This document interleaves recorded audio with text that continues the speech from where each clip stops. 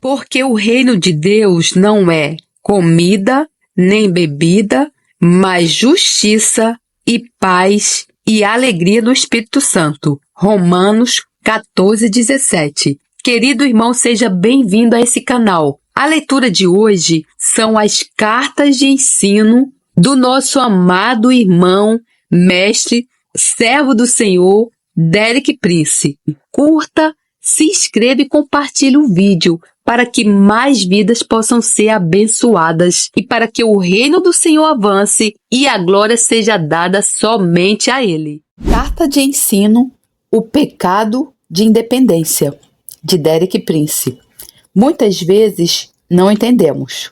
Ninguém pode entender completamente Deus e os seus tratos. Se alguém pudesse, ele não seria Deus. Aqui duas escrituras que afirmam esta questão. Romanos 8:33, Paulo diz de Deus: quão insondáveis são os seus juízos e quão inescrutáveis os seus caminhos. Portanto, se deseja pesquisar os julgamentos de Deus, nunca chegará ao fundo. E se quiser conhecer todos os caminhos de Deus, eles são impenetráveis. E isso pode ajudá-lo, pelo menos, a chegar ao reconhecimento que acontecerão coisas na sua vida que não entende, que não sabe o motivo e talvez nunca irá saber. A outra escritura é Provérbios 3, versículo 5. Confie no Senhor de todo o seu coração e não se apoie em seu próprio entendimento. Recentemente, Deus lidou com Ruth sobre o problema que ela teve com o pescoço. Deus mostrou-lhe, a partir desse versículo, que estava desobedecendo às Escrituras porque, em vez de confiar no Senhor, estava tentando entender. Já fez isso? Veja bem, é contrário às Escrituras. As Escrituras dizem: confie no Senhor de todo o seu coração e não se apoie no seu próprio entendimento. Não tente perceber com o seu próprio entendimento o problema de raiz do homem, a carne, o seu desejo básico de ser independente de Deus. Nesta carta, vou tentar abordar um problema básico que todos têm. E se não tratar esse problema, poderão não conseguir resolver muitos outros problemas e não vai entender muitas coisas que acontecem na sua vida. A Bíblia diz que toda a Escritura é inspirada por Deus e útil para o ensino, para a repreensão, para a correção e para a instrução na justiça, para que o homem de Deus seja apto e plenamente preparado para toda boa obra. 2 Timóteo 3:16-17. Há outro versículo que promete: para que sejais perfeitos e completos, sem faltar em coisa alguma. Tiago 1:4. Mas para tal acontecer, deve aplicar a palavra. Se lê apenas metade da Bíblia, nunca será um crente completo, porque toda a Escritura é dada por inspiração de Deus, até mesmo as genealogias.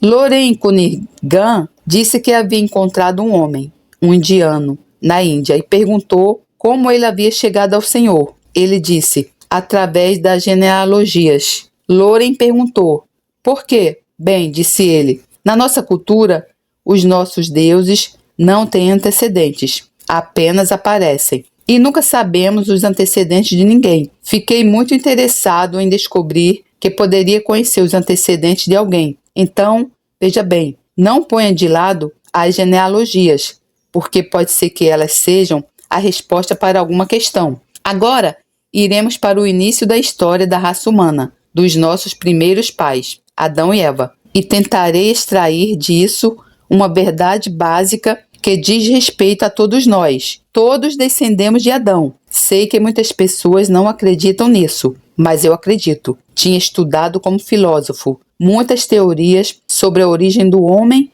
e a origem do universo, e assim por diante. Mas quando me virei para a Bíblia e a li com fé, descobri que ela fazia algo que nenhuma outra teoria jamais havia feito. Ela explicou-me. Descobri que tipo de criatura era, os diferentes elementos da minha personalidade, por que me comportei do jeito que me comportava, por que tive as pressões que tinha. Tudo isso me ficou claro através do livro de Gênesis, da descrição da criação de Adão e Eva. Portanto, não descarte isso como um conto de fadas à moda antiga. porque é uma descrição muito exata e precisa da origem da nossa raça, o homem. A Bíblia fala muitas vezes sobre os filhos de Adão. Precisa ter em mente que a Bíblia e a salvação são todas dirigidas a Adão e os seus descendentes. Pode ter havido muitos outros seres na Terra antes de Adão, não sabemos. Mas a Bíblia não está falando sobre eles. Por alguma razão incrível, Deus tem uma preocupação especial por Adão e pelos seus descendentes. É a coisa mais incrível. Às vezes, digo a mim mesmo que é mesmo incrível que Deus se preocupe com essa área específica da sua criação. Logo a seguir, digo que não é incrível, porque a Bíblia assim revela e acredito nela. Então, está tudo dito. A análise da queda. Vamos ler a descrição da criação, não tanto da criação, mas da queda de Adão e Eva.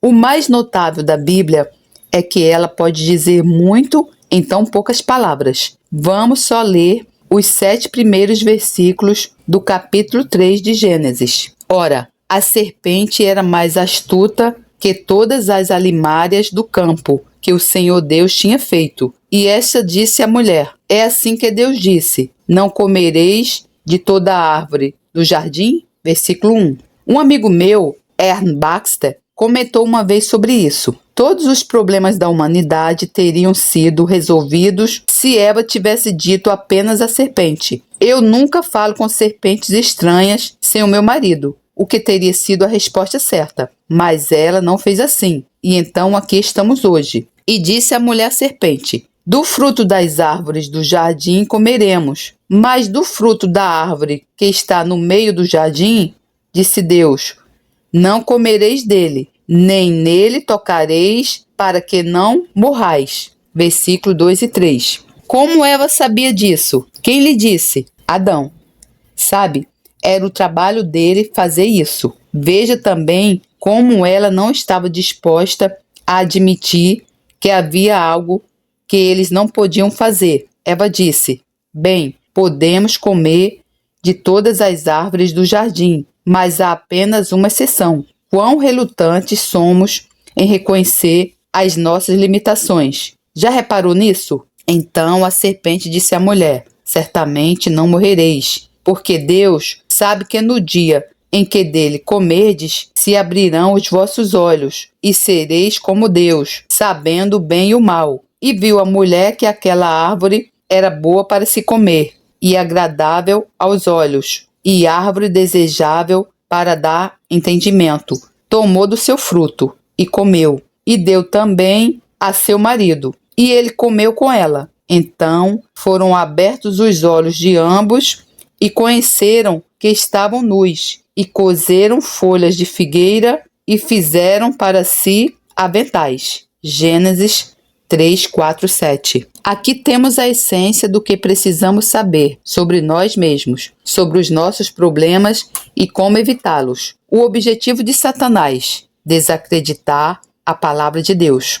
A serpente, que era uma encarnação de Satanás, tinha um objetivo supremo: remover Adão e Eva dos seus fundamentos da palavra de Deus. Uma vez que conseguisse isso, eles estariam à sua mercê. Quero dizer a si e a qualquer crente, o objetivo supremo de Satanás na sua vida é minar e desacreditar as Escrituras. E quando ele o leva ao lugar onde não mais acredita e aceita a autoridade das Escrituras, você está afundado. É uma vítima. É tudo o que ele precisa fazer. O método de Satanás. Ele procedeu de uma maneira muito sutil. A Bíblia diz que ele era mais sutil do que qualquer um dos animais do campo. Ele fez duas coisas. Antes de tudo, ele questionou a palavra de Deus. Deus disse, e quando Eva considerou a pergunta, ela afundou-se. Uma vez que ela considerou a pergunta, ele seguiu com uma negação. Certamente não morrereis. É assim que ele trabalha, causando dúvida na mente dos cristãos. Ele não tem mudado de tática.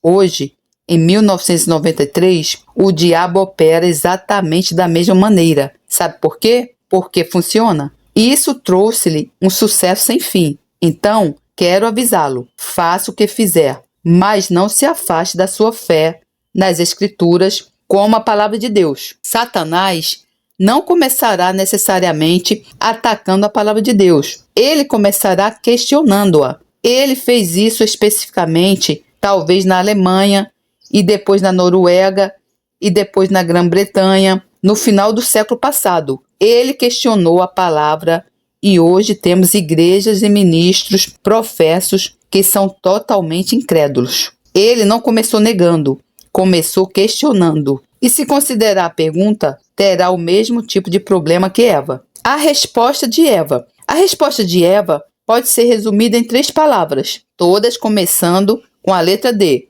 Antes de tudo, ela duvidou da palavra de Deus. Tendo duvidado, ela desacreditou. E tendo desacreditado, ela desobedeceu. Esses foram os 3 passos para baixo: duvidar, desacreditar e desobedecer. E quando ela fez isso, estava perdida, foi derrotada. Quero enfatizar novamente que será exatamente o mesmo consigo. Não importa quem é e de onde vem. Se desses 3 passos descendentes, duvidar, desacreditar e desobedecer, estará tão perdido quanto Eva, e Satanás terá conquistado uma grande vitória sobre a sua vida. A motivação que Satanás usou. Satanás usou um tipo de motivação para convencer Eva. A sua motivação era, antes de tudo, fazer com que ela desconfiasse da bondade de Deus.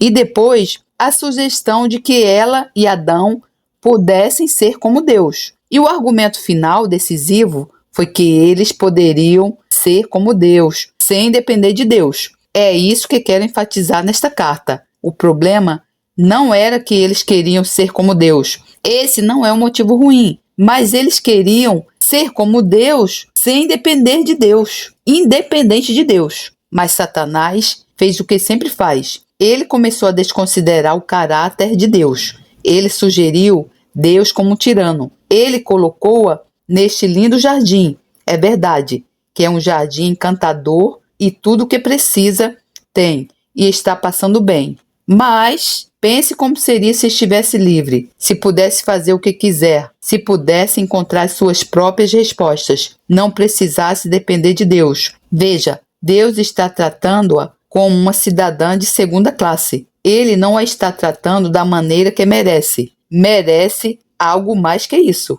E então ela respondeu.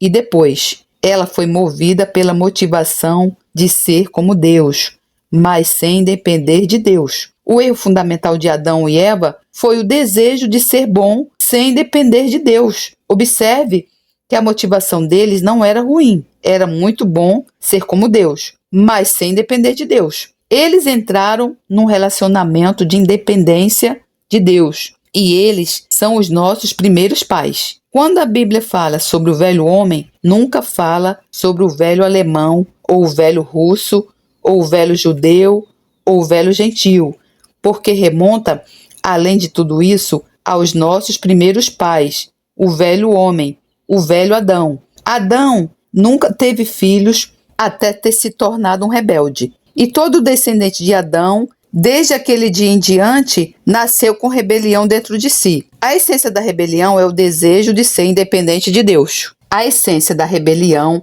é o desejo de ser independente de Deus. E quero sugerir que essa é a raiz de todos os seus problemas. Ao longo do ministério e aconselhamento, conheci pessoas que viajaram para o outro lado do mundo para fugir de algum problema, ou talvez a sua esposa, os seus filhos, ou qualquer outra coisa. E digo a eles, não pode fazer isso porque leva o seu problema básico aonde quer que vá. O seu problema básico está dentro de si. Não pode fugir disso. Pode viajar por todo o mundo, mas leva-o consigo. Esse problema básico, que a Bíblia chama de carne, ou natureza carnal, ou velho homem, o velho Adão, é o desejo de ser independente de Deus. Alguns, e talvez seja também o seu caso, provavelmente nunca foram realmente confrontados com essa questão. Oro para que o Espírito Santo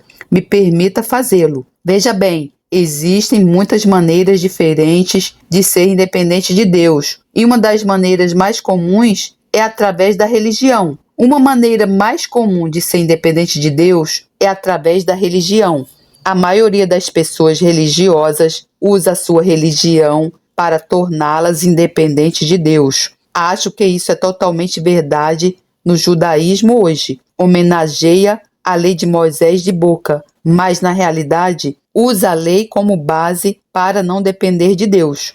O mesmo vale para multidões de cristãos. Cristãos que têm uma religião muito legalista precisam guardar muitas regras diferentes. Na verdade, não estão dependendo de Deus, estão dependendo das suas regras. O coração deles está alienado de Deus. E quanto mais religiosos se tornam, pior é o seu problema. Portanto, não imagine que a religião seja necessariamente uma solução. Na verdade, acho que a maioria dos principais problemas do mundo foram causados pela religião. Então, qual é a solução? Antes de ser pregador, era lógico. Às vezes, ainda se dá por isso. Uma coisa que gosto na Bíblia é que é o livro mais lógico que já encontrei na minha vida. Não precisa se sentir intelectualmente inferior por acreditar na Bíblia. O tratado mais lógico que já encontrei é a Epístola aos Romanos. As pessoas pensam que é ilógico porque não começam com os pressupostos básicos ou fatos fundamentais. Veja, a lógica é como um computador. Não é mais preciso do que as coisas com que o alimenta. Se introduzir um erro no computador, receberá um erro muito calculado. É muito preciso, mas está errado. E as pessoas dizem que a Bíblia não é lógica, porque não se baseiam nos básicos da Bíblia. Nesta carta estamos falando dos princípios básicos da Bíblia, a natureza do homem, a raiz dos seus problemas. Quando as pessoas começam com a suposição de que o homem é basicamente bom e que, deixado por conta própria, ele fará tudo certo, isso é contrário à Bíblia. É uma mentira. E qualquer informação calculada que sair dela é decepção. Então, qual é a solução? A solução é reverter o processo da queda. A queda começou quando Eva e Adão desconfiaram da bondade de Deus, tentaram ser independentes de Deus. E a terceira coisa que não mencionei, eles confiavam mais nos seus sentidos do que na palavra de Deus. Veja o que o versículo 6 de Gênesis 3 diz: e viu a mulher que aquela árvore era boa para se comer. O que aconteceu? Ela descartou a sua fé na palavra invisível de Deus e confiou nos seus sentidos. Foi quando ela realmente caiu, quando viu que a árvore estava boa. Portanto, o problema principal era desconfiar da bondade de Deus, desejar de ser independente de Deus e confiar nos sentidos e não na palavra de Deus. O remédio para reverter o processo. Agora, a resposta para o problema é apenas reverter o processo. É tudo o que precisamos fazer. Temos que acreditar na bondade de Deus. Estou impressionado com o número de pessoas que encontro que se chamam cristãs, mas não confiam em Deus. Eles realmente não acreditam que Deus lhes fará bem. Se me render a Deus, Ele vai pedir algo de mim. Talvez Ele me envie como missionário. Ruth e eu conversamos com uma jovem escocesa em Munique, na Alemanha. Ela entrou na reunião por uma espécie de subterfúgio. Veio lá para a libertação. Era uma enfermeira formada e tinha sérios problemas demoníacos. Ruth e eu e um irmão, Terry Bissinger, nos encontramos com essa jovem por volta das 10 horas da noite no gabinete do pastor. O escritório do pastor não estava acostumado com esse tipo de coisa. Ela realmente queria paz com Deus, mas não queria render-se. Quero dizer, toda vez que enfrentamos um demônio, ela disparou para a porta, mas Terry a bloqueou e ela não conseguiu sair. Então, depois de um certo avanço, ela perdeu a capacidade de falar e eu disse: agora ouça, só há uma solução. Você precisa render-se à vontade de Deus sem saber o que é. E se render, quero que levante as mãos. Deve ter levado meia hora para ela conseguir fazer isso. Vi vividamente que luta as pessoas têm para se render. Bem, ela rendeu-se, foi liberta e um pouco depois casou-se feliz. Agora, não prometemos um casamento feliz, mas era isso que Deus tinha para ela. Mas ela não confiava em Deus para fazer o que era melhor para si. Diria que provavelmente, pelo menos, 20% dos crentes não confiam realmente em Deus. Você confia? Ou tem medo de que, se realmente se render a Deus, Ele fará algo, o enganará de alguma forma, pedir-lhe-á algo que não gostaria de fazer? Então veja bem, se o seu problema de raiz ainda é o mesmo de Eva, desconfiança da bondade de Deus, não há caminho de volta até que esteja disposto a confiar em Deus.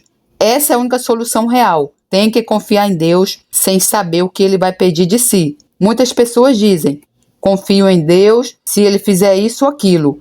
Isso não é confiança. Só se pode falar de confiança quando não se sabe o que Ele fará. Tenho confiado em Deus vez após vez por mais de 50 anos. Quero dizer-lhe que Ele cuida melhor de si do que você faria por si mesmo. Mas, porque Ele fez isso por mim, ainda terá de acreditar pessoalmente para que isso aconteça na sua vida. Então, precisa confiar na bondade de Deus. Deus demonstrou seu amor, como Paulo diz, ao dar Cristo para morrer por nossos pecados. Não precisa de outra prova do amor de Deus além desse fato. Segundo, deve largar sua independência. É um pecado desejar ser independente de Deus. Sabia disso? Se pudesse vê-la à luz da verdade plena, é ridículo e terrivelmente pecador desejar ser independente de Deus. Aqui está o Deus Todo-Poderoso, o Criador do Universo, o Senhor de milhões de anjos, aquele que controla as estrelas e o mar e as estações do ano e dirige o universo. E aqui está você, uma formiguinha, algures no chão, e diz: eu quero ser independente. É ridículo. Se somente pudesse ver, é absolutamente ridículo e absurdo. Quero dizer-lhe o seguinte: quando Deus terminar o que está fazendo agora, não haverá mais ninguém no céu ou na terra que seja independente de Deus. As pessoas que se apegam à sua independência acabarão na escuridão externa. Não haverá espaço neste universo criado para algo ou alguém que queira ser independente de Deus. Existem apenas dois tipos de criaturas que conhecemos, que eu saiba, que desejam ser independentes de Deus. Um era alguns anjos e o outro era a raça humana. Todo o resto do universo é felizmente dependente de Deus. As estrelas não querem ser independentes de Deus.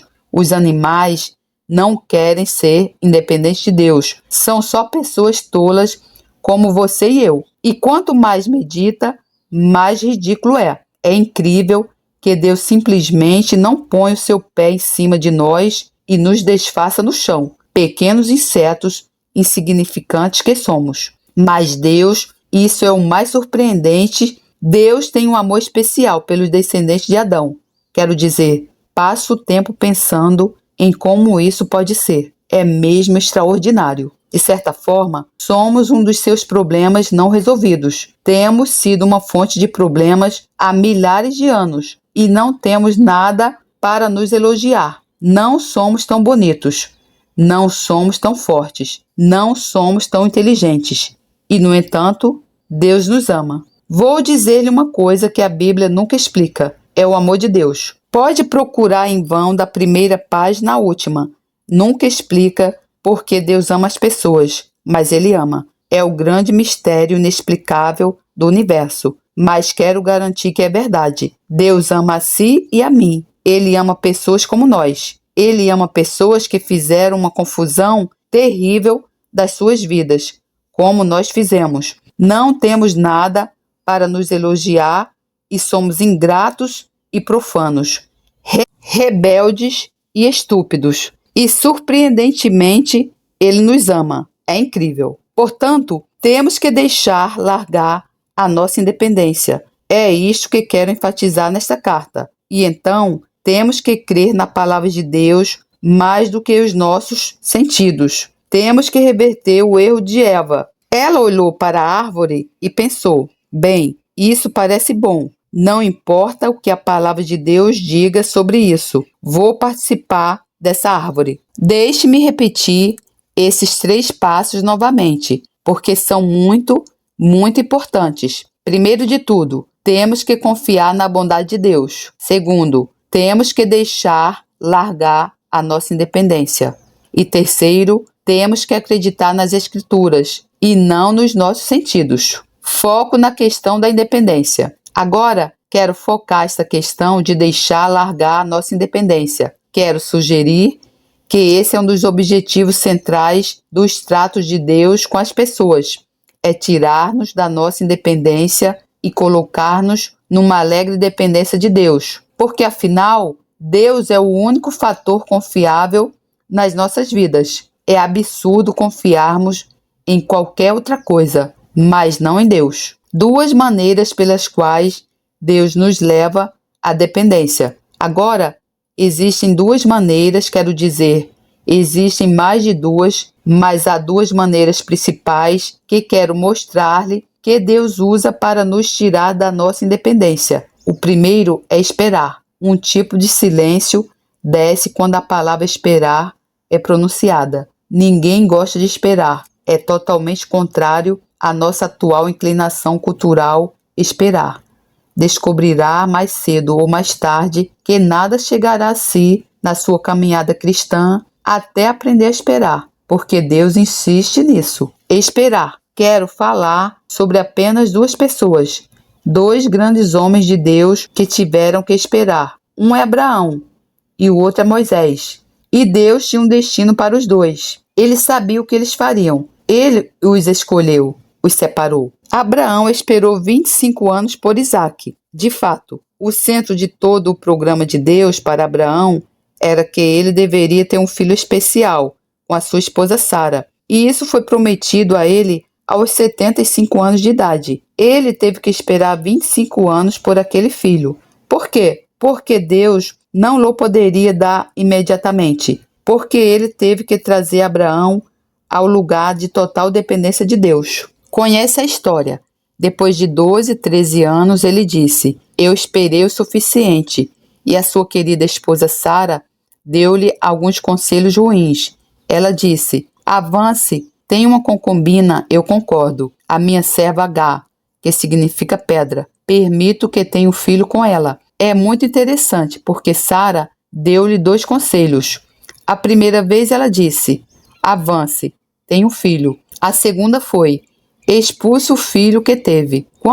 Quando recebe conselhos carnais, eles contradizem-se. E qual foi o resultado? Ismael. Agora, não quero discutir muito sobre questões políticas controversas, mas devo dizer que, basicamente, um dos principais problemas de Isaque e os seus descendentes há 4.000 anos tem sido Ismael e os descendentes dele. Portanto, isso é um aviso contra tomar as coisas nas suas próprias mãos, porque se o fizer, o que produzirá não será um Isaque, mas um Ismael. Já produziu um Ismael em algum momento da sua vida? Provavelmente diria que sim. E por quê? Não estava disposto a esperar, pois não? Então, Abraão teve que aprender a esperar. Qual foi o resultado da espera? Ele chegou ao lugar onde estava totalmente dependente de Deus. Ele não tinha alternativa, nada. Ele esgotou todas as outras possibilidades. E quando estava naquele lugar,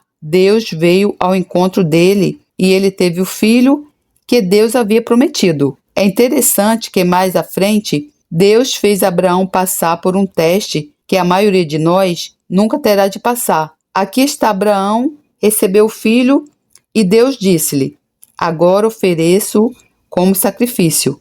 Quero dizer, ele testou Abraão de uma maneira que não seria capaz de testar a maioria dos crentes.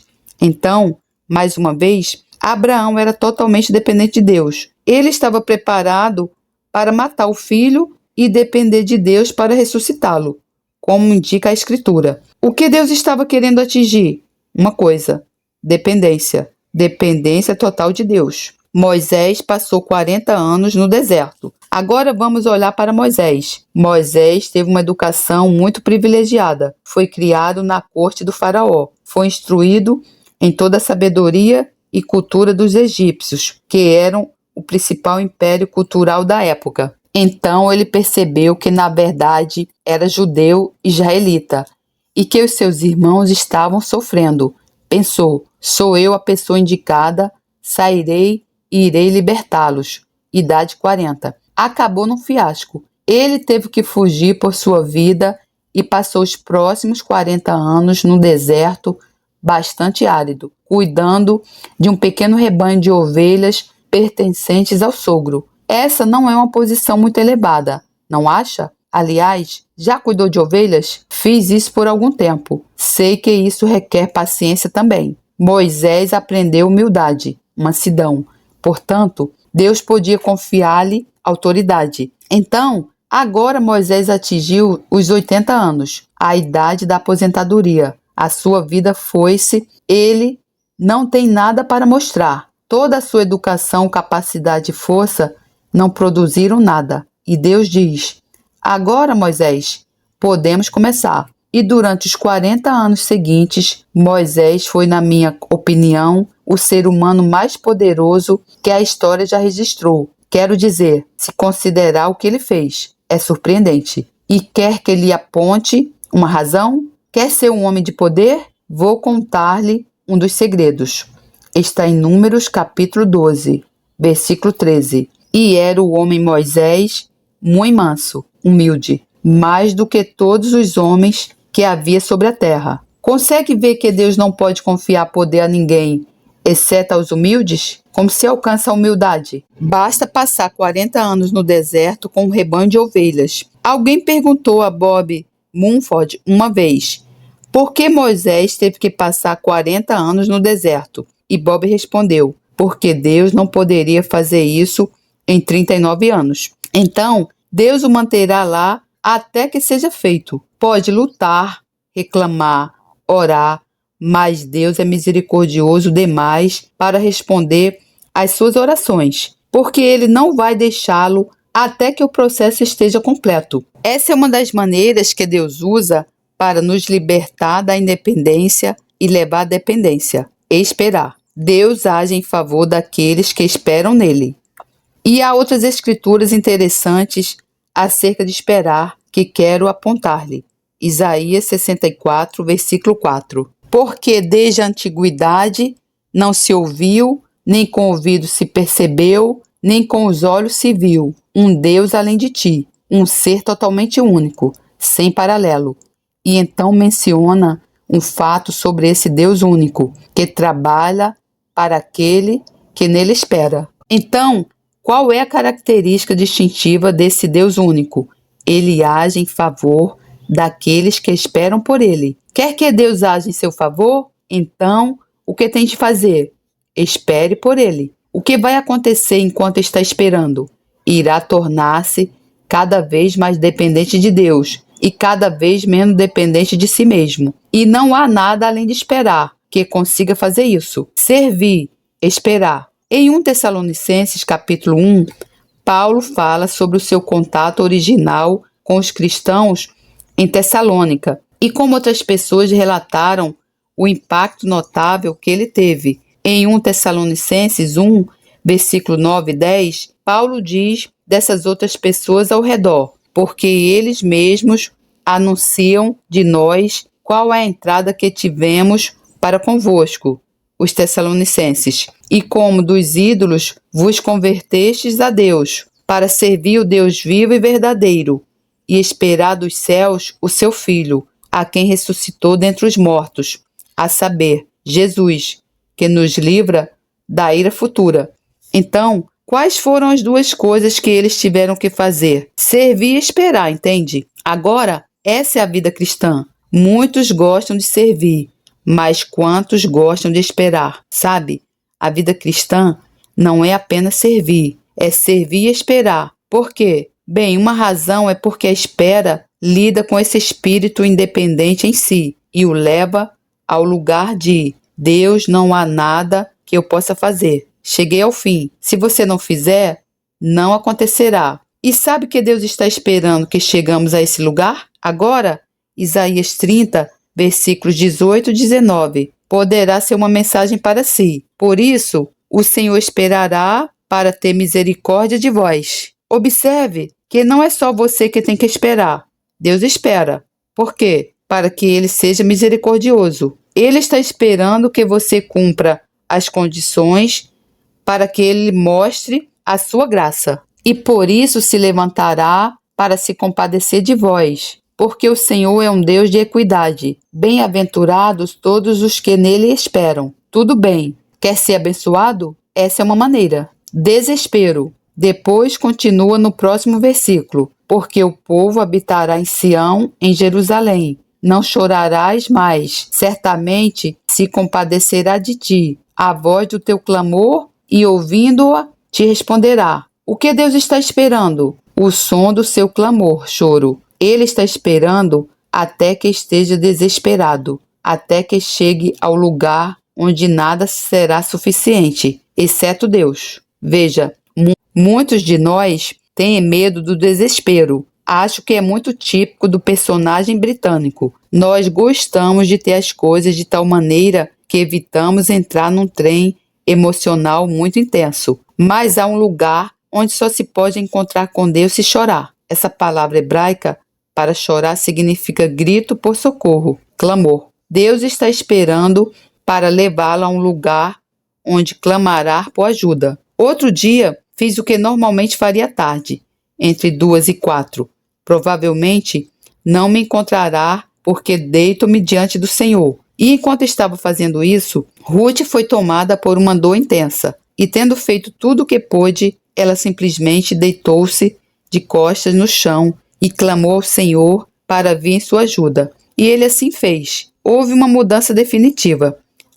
Às vezes me pergunto francamente, ter vivido com Ruth por 14 anos, como Deus poderia ser tão cruel com alguém como ele é com ela. Entende o que estou dizendo? Quero dizer, Deus deixa passar por coisas pelas quais eu não deixaria passar ninguém, muito menos a minha esposa. O que ele está a querer alcançar? Não posso contar tudo, mas sei de uma coisa que ele procura: desespero. Pode talvez olhar para trás na sua vida e lembrar o momento em que ficou desesperado e Deus se moveu? Deus não é um luxo, Deus é essencial. Enquanto qualquer outra coisa possa ser mais importante para nós do que o mover de Deus, ele provavelmente não se moverá. Enquanto qualquer outra coisa possa ser mais importante para nós do que o mover de Deus, ele provavelmente não se moverá. Mais uma vez, Deus lidou com as pessoas por toda a Bíblia de forma a trazê-las ao lugar do desespero. Um dos exemplos mais óbvios é Israel sendo libertado do Egito.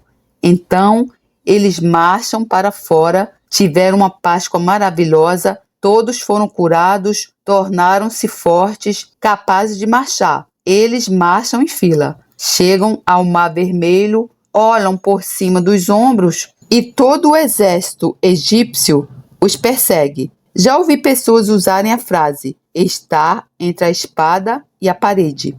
Se alguém já esteve numa situação assim, foi Israel com o Mar Vermelho na frente e o exército egípcio atrás. E o que fizeram? Encontramos a resposta no Êxodo 14, versículo 10. Clamaram ao Senhor. Há coisas que Deus não fará na sua vida até que clame. E não quero dizer até que faça uma oração, mas até ficar desesperado. Ele está esperando que esteja desesperado. Ele está esperando para ouvir o seu choro. Ele está pronto para mover. Tem um plano, mas não divulgará esse plano até que esteja na condição de recebê-lo. Então, Deus está tratando o quê? O único problema básico e simples: o nosso desejo de não precisar de depender de Deus. Não há uma pessoa, inclusive eu, que realmente deseje ser totalmente dependente de Deus. É contrário à nossa própria natureza carnal, o que nasceu com Adão e Eva em nós. Mas a única coisa que Deus está procurando é você ser totalmente dependente de Deus. Não ter outra resposta, nenhum outro futuro, nenhum outro plano além de Deus. E isso não é arbitrário, é a maneira dele lidar com o problema da sua natureza carnal, que é esse desejo de ser independente de Deus. Deus não pode elaborar completamente o seu plano na nossa vida até que esse problema tenha sido resolvido. Oração para desejar Agora, quero contar apenas um pequeno incidente, que é uma ilustração muito boa. Há 3 anos, mais ou menos, 1990, Ruth foi internada no hospital para cirurgia. Ela estava no hospital na cama, esperando todos os preparativos finais para a cirurgia. Não sei como isso poderia acontecer, mas ela esteve tão ocupada com testes e coisas o dia todo que não consegui ler a Bíblia com ela. Então, no final do dia, a enfermeira principal, a freira mais velha do hospital, andava por aí conversando com os pacientes. Veio para a cama de Ruth e viu a Bíblia de Ruth lá. Então se interessou, apresentou-se e disse: há algo que eu possa fazer por si? E Ruth disse: sim, você poderia ler a minha Bíblia para mim, porque não posso ler por mim mesma. Então essa irmã perguntou: o que devo ler? Ruth respondeu: Filipenses capítulo 2. Aí a freira ficou animada. Ela disse: essa foi a passagem que foi lida quando fiz os meus votos. Então elas sentiram que estavam na mesma onda. Depois de ler a Bíblia, a freira compartilhou algo. Ela tinha ido a um retiro em algum lugar onde um monge trapista deu uma palavra. Agora, os trapistas não podem falar dentro do mosteiro, mas de vez em quando têm permissão para compartilhar com as pessoas o que aprenderam em silêncio no mosteiro. E assim, esse monge trapista deu essa palestra a essas irmãs católicas. Estou realmente impressionado com a maneira de Deus fazer as coisas. É a propósito, mas veja, tem uma teoria de que uma palavra falada no Espírito Santo nunca morre. Lembro-me de coisas que me foram ditas há mais de 50 anos, antes de eu acreditar, mas elas viveram comigo porque o Espírito Santo estava nelas. Então, acho que Deus queria que essas verdades fossem compartilhadas. Então, aqui está um monge trapista. Ele não tem permissão para falar, mas deixaram-no sair. Permitiram que falasse e compartilhou o que eu estou agora compartilhando consigo. Ele só compartilhou com um grupo de freiras católicas. Quão grande seria a probabilidade de nós chegarmos a saber o que as freiras católicas ouviram? Mas essa enfermeira, freira católica, vem e fala com a minha esposa e compartilha a mensagem dada pelo monge. E ela, por acaso, é a esposa de um pregador. Ela compartilha comigo e eu compartilho. E assim vai dar a volta ao mundo. Veja, como Deus tem maneira de conseguir o que pretende. Quero dizer, para mim, eu me curvo em adoração diante de Deus, quando vejo o seu mover. O monge provavelmente estava abordando o mesmo tema que nós, e disse: ore para desejar 3 coisas: não ser estimado, não estar seguro e não estar no controle. Bem, quando ouço aquelas coisas, estremeço e penso: eu, nesta fase da minha vida, já não me importo muito de ser estimado ou não, mas não estar seguro e não estar no controle? Qual é a sua primeira reação? Não para mim, por favor. Como poderia fazer essa oração? Está a ver o que é isso? É apenas uma maneira de lidar com o nosso problema básico, que é a independência. Sabe, essa independência pode estar tão inteligentemente encoberta pela religiosidade que parece respeitável. Muitas pessoas usam a sua religião para evitar depender de Deus. Muitas pessoas usam a religião para evitar depender de Deus. Deus tem 2 maneiras de lidar com isso. Como já disse, Ele mantém-nos esperando. Louvado seja o Senhor. E Ele nos levará a um lugar de desespero absoluto, onde, se Deus não fizer, não acontecerá. Eu não posso fazer acontecer. Tentei de tudo, mas não deu certo. Não tenho respostas. Deus, viro-me para si e estou disposto a deixá-lo fazê-lo do seu jeito. O que quiser está certo para mim. E essa é a resposta. Finalizarei esta carta dirigindo-me a 2 tipos de pessoas. Número 1, aquele que realmente tem medo de perder a sua independência. Pode não ter muito. A vida pode ser uma luta, mas pelo menos toma as suas próprias decisões. Podem ser decisões erradas, mas são suas. Está realmente preparado para deixar Deus entrar no processo de tomada de decisão? Está disposto a ser como aquela garota do escritório do pastor? Está disposto a levantar a mão e dizer: eu me rendo, deixo largo a minha independência? Não sei, Deus, o que me vai pedir, mas eu estou preparado para aceitar com fé. Eu confio em si. Então, o outro tipo de pessoa, e até pode ser os dois tipos ao mesmo tempo. A pessoa que chegou ao ponto de desespero, não tem respostas, está enfrentando situações e simplesmente não consegue lidar com elas. Parece que não há como resolvê-las. Que tal deixar Deus entrar? Que tal dar a Ele uma oportunidade? O que Ele pede de si? Ele pede a si o que pediu aos israelitas no Mar Vermelho. Clame, invoque-o, diga, socorro. Às vezes, somos respeitáveis demais para orar um grito de desespero. Mas leia os Salmos. Estão cheios de gritos de desespero. Ninguém os pronunciava com mais frequência do que Davi, aquele grande guerreiro, aquele homem de Deus. Uma e outra vez, ele disse com efeito: Deus, se não me ajudar, acabou-se comigo. Não tenho outra ajuda. Deus, venha em minha ajuda. Suponha que se estivesse afogando, quão respeitável ficaria? Existe alguém à beira da água que pode chegar até si a tempo? Irá formular uma oração cuidadosamente preparada? Irá falar num sussurro educado? Ou irá gritar: socorro! Não está a ler esta carta por acaso, mas porque Deus quer ajudá-lo. Ele está esperando o seu clamor. Não espere mais. Então, quero agora orar para dois tipos de pessoas.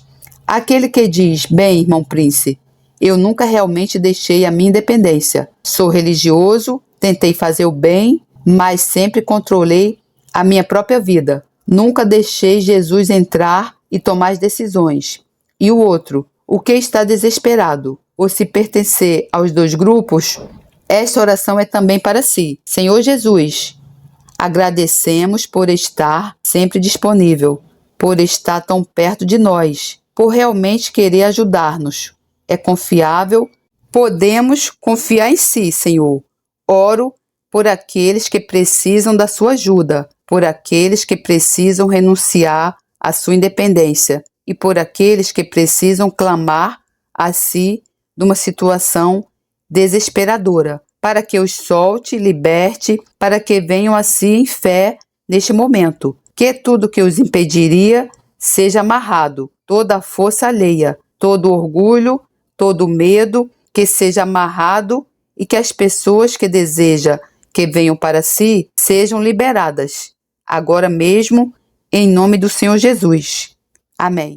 Glória a Deus, louvado seja o Senhor, que a graça do Senhor Jesus Cristo, o amor de Deus e a comunhão do Santo Espírito estejam com vocês. Amém. Deus lhe abençoe.